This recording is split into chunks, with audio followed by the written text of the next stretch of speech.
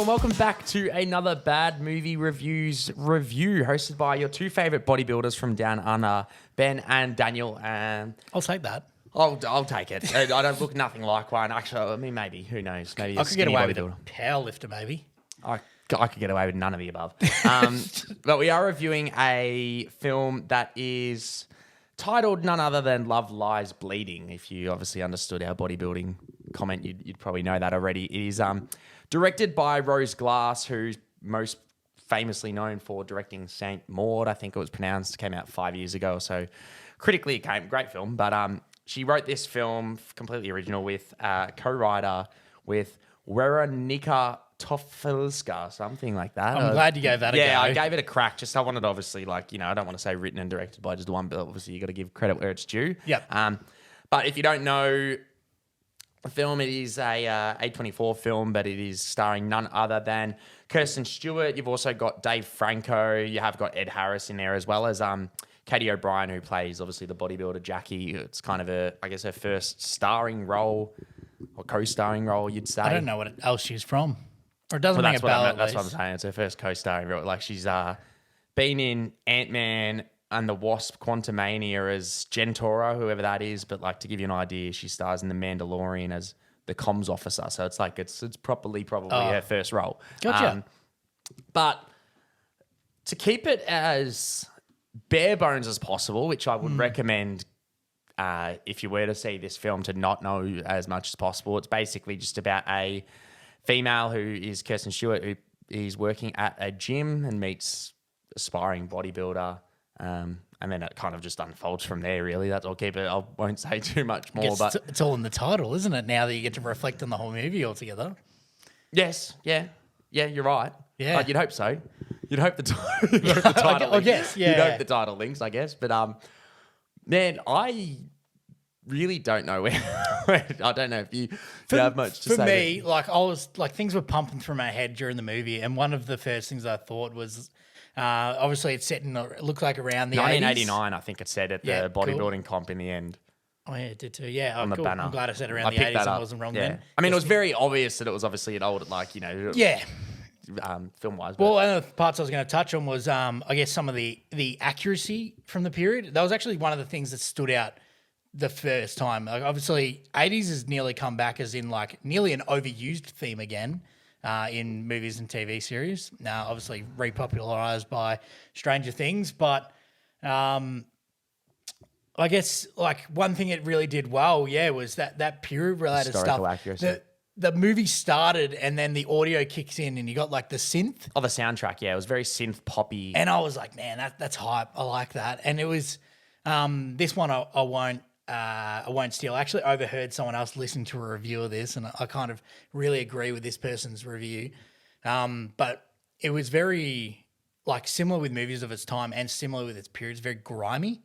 There's a lot of darkness and dirty to it. There's no I've grabbed a brand new prop from the 1980s and built it and put it into a scene. It was it felt like it could have been made in 1989. It felt used. Everything felt like it was there. It didn't feel like it was created to be a replica. It felt like it was that. That's a phone that's overused, gym equipment that's rusted and genuinely wear and tear. Even the style of the film itself, the way the shading, film started, all the specifically, color grading for me the too. working, the people working out, it was very 80s music video style. But Loved it. I agree. I look to start off just talking about the film and my thought. I really enjoyed the film. Yeah, it wasn't bad. I really had a good time. I thought it was a great film. I thought, touching on what you're touching on to try and link it a little bit, stylistically, I thought the use of sound in this film was genuinely fantastic, and the direction by Rose Glass was also awesome. I thought the cinema, it looked beautiful. The cinematography, yeah. I thought it perfect. It's very much a neo-noir kind of thriller in a way, and I thought the way it doesn't really hold any punches back. No. It pun intended.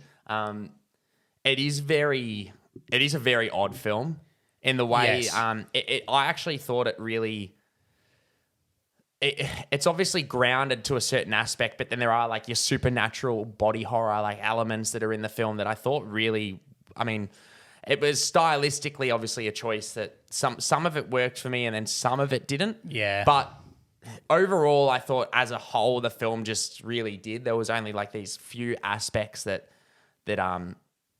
felt probably a bit out of place.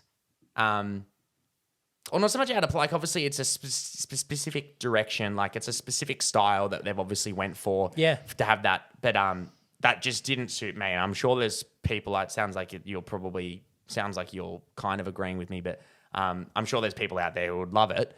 But that's just sort of my aspect of that. But no, I mean, I really got to give props. The film, I thought overall the cast was fantastic. I thought Dave Franco, like, it's kind of the first time we've seen him play like a really fucking weird, like, creepy. I don't feel like he was in the film. No, he wasn't, but he was enough. great. Like, I mean, Yeah. I've only seen him in mainly comedies and things like that, like, you know, Bad Neighbors, and then like Now You See Me obviously plays this like it was the first time. I would love to see him do maybe like something like down this road with maybe a bit more screen time, because I thought he was really good in the scenes. Like Ed Harris is always kind of really creepy. He kind of just talks and he's like, oh, you're like, Yeah, he's really unsettling. Yeah. Like, it's funny that you like talked about Stranger Things, like those certain like those certain very red neon color scenes really reminded me of Vecna from Stranger Things. Like it was that like weird like ball, you know. If the haircut gave me the ick, like it was fucking odd. But Katie O'Brien I thought was incredible as Jackie. If it's specifically her like second or like first main like co-starring or even leading role,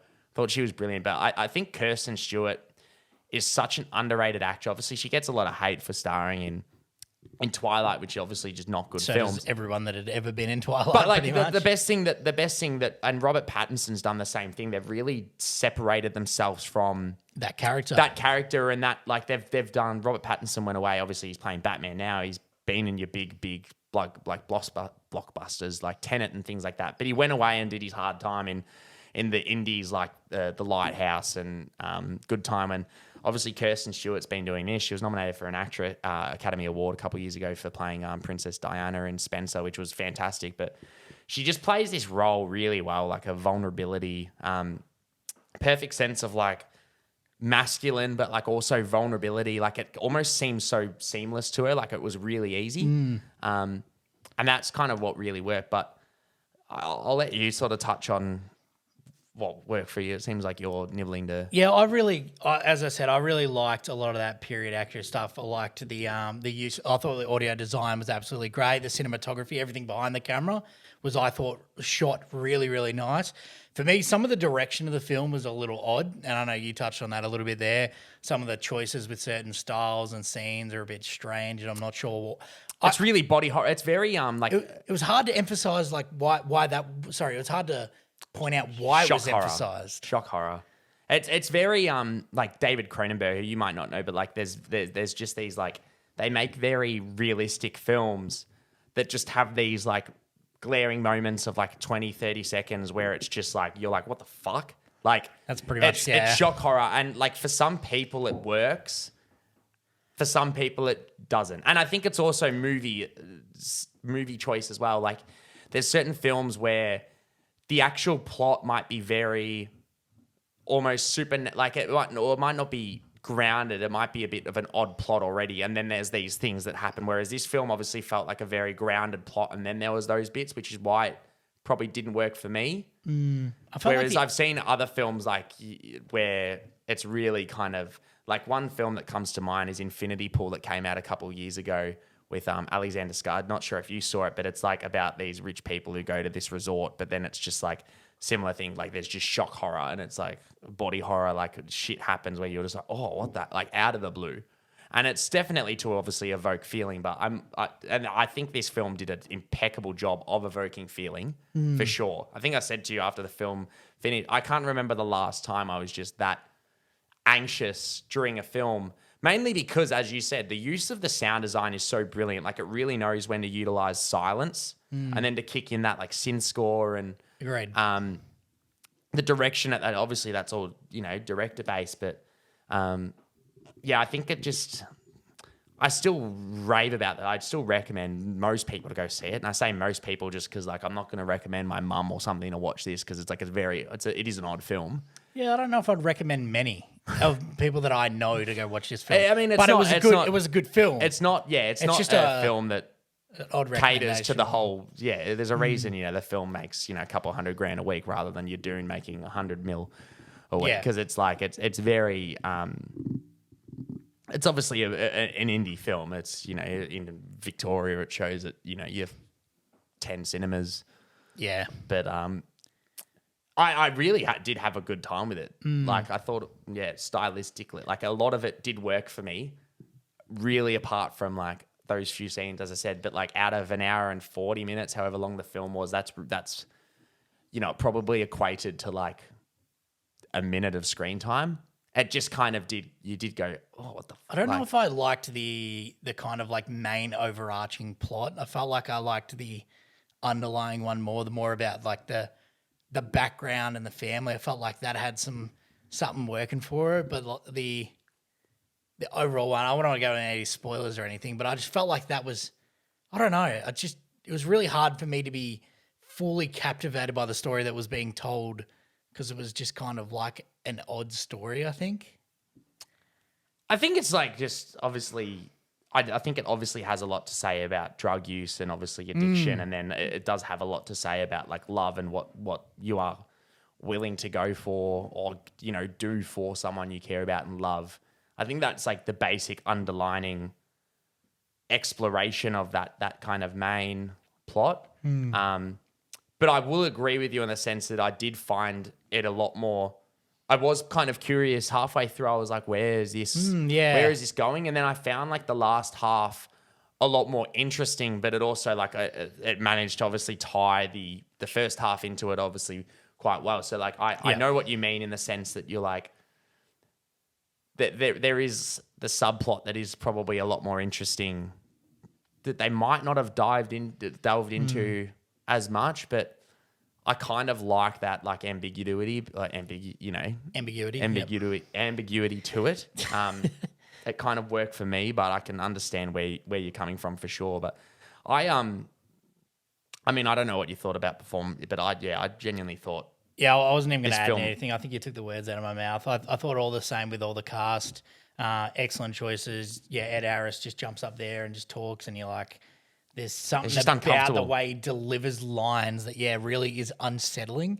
And he does that even in movies, which I don't think he's supposed to, but he just has a way about him. I don't know what it is. Yeah, it's just like, I don't know if it's just like, it sounds mean because it might be just the way he looks. It's like Willem Dafoe. Like there's something unsettling about the I way think in my head I got the Green Goblin there. I think that's why we buy. But yeah, Kirsten Stewart. Yeah, phenomenal. I think she carried a lot of this film. And you're right. At times it felt like the acting was so good. It felt like she wasn't acting. It was like natural. She fit in. It was really odd. Yeah. Yeah, it was pretty good. It was kind of like really watching She's really a real one life of like scenario unfold. And to be like, that's why I say she's severely underrated because she's really one of the only even actors that like it almost just looks like it's way too easy for them. So I just want to like see them really maybe like I'd love to see her do something like very similar, like you maybe keep doing your thrillers, your noir, like. Yeah, I think she did a fantastic job in this, and I'd love to see her do something more. And I think it's obviously great to see. I think it was Rose Glass do a film again for 5 years. Like obviously she writes her own films, and it'll be it's great to see her do something again. Saint Maud was also obviously a little bit weird if you have seen it. But yeah, so good film overall. Yeah, no, I had a great time. I do recommend seeing it. If you're watching the review, you'll probably obviously have some interest in looking at it because you obviously either a subscriber to the channel or you're looking up reviews for this film, probably wondering if you should go see it. So if you are doing that, I do recommend going to see it. If you don't like it, though, don't blame me for it. That's obviously your own choice. But no, if you do like our reviews, give it a thumbs up, comment below what you think about the film, and subscribe for more of our content. And we'll see you next time. Awesome. Thanks, guys.